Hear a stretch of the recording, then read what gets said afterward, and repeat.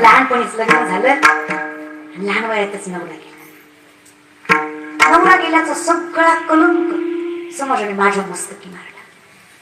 मीच कलंकी, मीच अपवित्र, मीच कपाळ करंटी, मीच उलट्या पायाची, मीच अलक्ष्मी. सगळे म्हणले, मीही स्वीकारले. सगळे म्हणतात म्हटल्यावर नाकारून कुठं जायचं. घरातनं बाहेर काढलं, दारात आले. दारातनं विठ्ठलाच्या दारात गेले.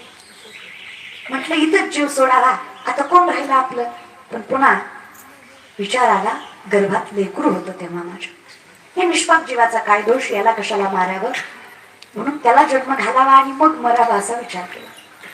त्याचा जन्म झाला. जसं लेकरू हातात आलं तशी बाई संपली आणि आई झाली. मग आई कुठं स्वतःची असते का, आई लेकराची झाली. मी विचार केला, त्याचा बापही गेला, माई गेली, तर येणे कोणाकडे पाहावं. समका तुकोबा मोह सरला नाही, त्याच्यासाठी जगावं वाटलं. जगले, सामर्थ्यानं जगले. कधीच लाचारी नाही केली तुकोबा. विठ्ठलाची आण घेऊन सांगितलं. पातिव्रात्य कधी ढासाळू दिलं नाही, सत्व कधी हरू दिलं नाही. माहित होतं बाई आहे, आपण कोणाकडे हात पसरले तर पसरलेल्या गरजेपेक्षा हाताचा स्पर्श लोकांना जास्त वाटेल. मी बाई आहे, मी जर कोणाकडे मदत मागितली तर त्याच्या मोबदल्यात मला काय भेटेल हा प्रश्न पहिल्यांदा येईल. म्हटलं आता कोणाकडे हात पसरायचे, कष्ट करून खायचं आणि स्वाभिमानानं लेकरू वाढवायचं. लेकराला पुन्हा कुठल्या गोष्टीचं वाईट नाही वाटलं पाहिजे. तसंच जगले तुकोबा.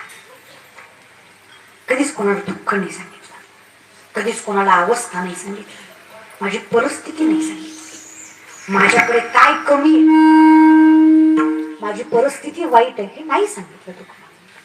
तुकोबा म्हटलं मला का, जर कोणालाच सांगितलं नाहीस तर मला का सांगितलं. बाईनं सांगितलं, तुकोबा तुमच्याकडे बघितलं, विश्वास वाटला की हा पुरुष माझ्या अवस्थेचा गैरफायदा घेणार नाही, हा विश्वास तुमच्याकडे बघून वाटला म्हणून तुम्हाला सांगितलं.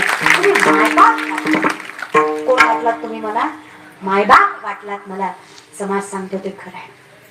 तुम्ही पांडुरंग स्वरूप घ्या, तुमच्या नजरेत दिसलं म्हणून मन हलकं झालं. तुला माझ्याकडनं काही हवंय का बाई तुला, मला बाप मान नाही तर भाऊ मान, काही हवं असेल तर माग. पोरगी म्हटली आता बापच झालात म्हटल्यावर मागायला कशाची भीती, बापाकडे मागायला कुठली लाज, बापाला नाही तर मागायचं कोणाला मागायचं. तुकोबा कष्ट करत करत लेकरू वाढवत वाढवत अंगावरची साडी जीर्ण झाली, ह्याच्याकडे लक्षच नाही. पण कधी कोणाला मागितली नाही. आणि अंगावरचे कपडे चांगले घेण्यापेक्षा लेकराची खूप जास्त महत्वाची वाटत होती मला, म्हणून कधी बदलली. आता कसं आहे ना तुकोबा, माझ्या कष्टापेक्षा, माझ्या त्यागापेक्षा माझ्या साडीतनं उघडं पडणारं अंग लोक डोळे भरून बघतात. असेल घरात एखादी साडी तर देता का लेकीला. त्यावेळेस तुकोबाची अवस्था अशी होती की तुकोबांची स्वतःची पत्नी एका लुगड्यावर संसार करत होती. आणि पहिले काही बाथरूम वगैरे नसायचे आंघोळीला.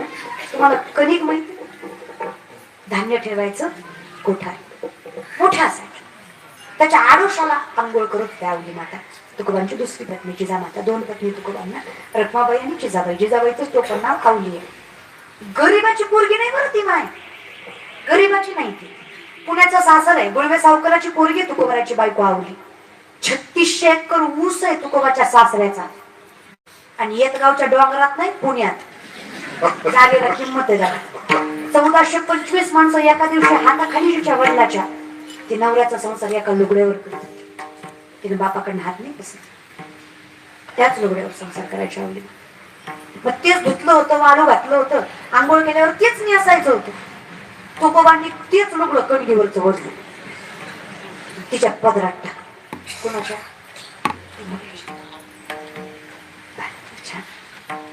साडी सुंदर आहे वाईट आहे याच्यापेक्षा तुकोबांनी दिलेली साडी पांडुरंगाने दिल्यासारखी, पुराशी बांधून नाही. बायकोनं तक्रार नाही केली, पण बायकोनं विचारलं, बुवा तुकोबांना बुवा म्हटलं जायचं. स्वामी करत आहे, पण माझा प्रश्न आहे, मी कशी बाहेर? तुम्ही बहिणीची आग राखली यात माझा काहीच वाद नाही. मला माहित आहे तुमचा स्वभाव आहे. तुम्ही स्वतःच धोतर काढून दुसऱ्याला देणार, ह्याच्यात काही वादच नाही. तुमचा स्वभाव आहे. मी काय, मी माझा आग कसा राखू? काय कसं सांगू की मी नाही बाहेर येऊ शकत आहे? तुकोबाची पत्नी रडायला लागली. तुको म्हणले थांब, रडू नको, मी करतो असो. पती म्हणली आता अन्न खायला पैसे नाही, साडी कुठून अन्न देतो मी? तुकोबाने विठ्ठलाच्या मंदिरात गेले.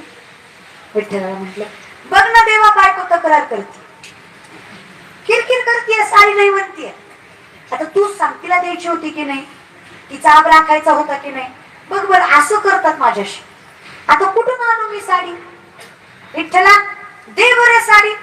तुकोबांनी हात पसरावा आणि छान पिवळं पितांबर तुकोबाराच्या हातात पडलं. तुकोबांनी छान चंदनाच्या सुगंधाचं रेशमाच्या काठ्याचं पितांबर तुकोबांनी आवली मातेला द्यावं, आवलीनं नेसावं. इतक्या सुंदर दिसाव्या आवली माता. तुकोबांनी आवली मातेच्या चरणावर मस्तक ठेवावं. आवली माता म्हणून पापात ढकलता का बायकोला? नवरा आहे तुम्ही माझा, तुम्ही पाया पडता का? अगं बाई वेडी आहेस की काय? मी तुझ्या पाया पडत नाही. माझ्या विठ्ठलानं अखंडितपणे जिला लेख मारून आपलं पितांबर ज्या सौभाग्य तिला नेसायला दिला, अशा भाग्यशाली बाईच्या पाया पडतोय. काय कौतुक करावं ग तुझं. माझ्या विठ्ठलाचं पितांबर तुला नेसायला भेटलं. खऱ्या अर्थानं पांडुरंगाची लेख झालीस. तुकोबाराय म्हणले देवा, उगाच तुला मी मायबाप म्हणत नाही. तुझा इतकं चांगलं आग राखायला कोणालाच येत नाही. साधा वया भक्ती काज. तू आमच्यासाठी करताना मागचा पुढचा विचारच करत नाहीस विठ्ठला. तू चोकोबांसाठी महार झालास, उदसासाठी चांभार झालास, गुरुबांसाठी कुंभार झालास, नरहरसाठी सोनार झालास, सखुबाईसाठी सकू झालास, कानोपात्रीला पंढरीच्या गावाऱ्यात जागा दिलीस, जनाबाईच्या गौऱ्यात थांबल्यास, मुक्ताईसाठी समरूप झालास, ज्ञानोबांची भिंत चालवलीस. अरे माझा गाता तरवलास तुकोबा. अहो तुमचं बसला पांडुरंग आमच्यासाठी मायबाप झाला, एवढं सामर्थ्य देवा. पण आम्हाला ते कळलं नाही, हे आमचं पाप. मायबाप झाला आमच्यासाठी. तुका म्हणे माय बाप यावघी कुठल्या ना कुठल्या अनुषंगाने देवाने आमचं राखलं, पण देवाने राखलं आम्ही हे विसरून गेलो. म्हणजे कृतज्ञता बाळग तयार. मला ज्ञात असावं की माझं जे सांभाळलं ते तू मायबाप म्हणून सांभाळ. माझं तुझ्याशिवाय कोणी नाहीये विठ्ठला. हे ज्या दिवशी मला ज्ञात होईल ना, त्या दिवशी मी सर्व सुखी असेल, त्या दिवशी मी सर्व ज्ञानी असेल. लक्षात ठेवा, शास्त्रवेद पाठ केले म्हणजे ज्ञानी होतो असं नाही. लाखो वर्ष तपश्चर्या केली म्हणजे श्रेष्ठ भक्त होतो असं नाही. ज्या दिवशी प्रत्येकात पांडुरंग दिसेल त्या दिवशी सगळ्यात मोठा ज्ञानी आणि सगळ्यात मोठा भक्त होतो. हे समस्तही वासुदेव आईचा प्रतिदिवसाचा होतीला भाव, तो भक्ता माझी राव आणि ज्ञानी आतोच. तोच श्रेष्ठ भक्त आणि तोच ज्ञानी आहे. ज्याला कळलं की विठ्ठलच माझा मायबाप. नागबाबा ते सांगतात देवा, आम्ही सर्व सुखी जगाला जे दिसतोय ना, ते आम्ही ओरडून सांगू जगाला की आम्ही ज्या खंडितपणे सर्व सुखी अधिकारी दिसतोय त्याचं कारण आहे माय जगन्नाथ बाप जगन्नाथ.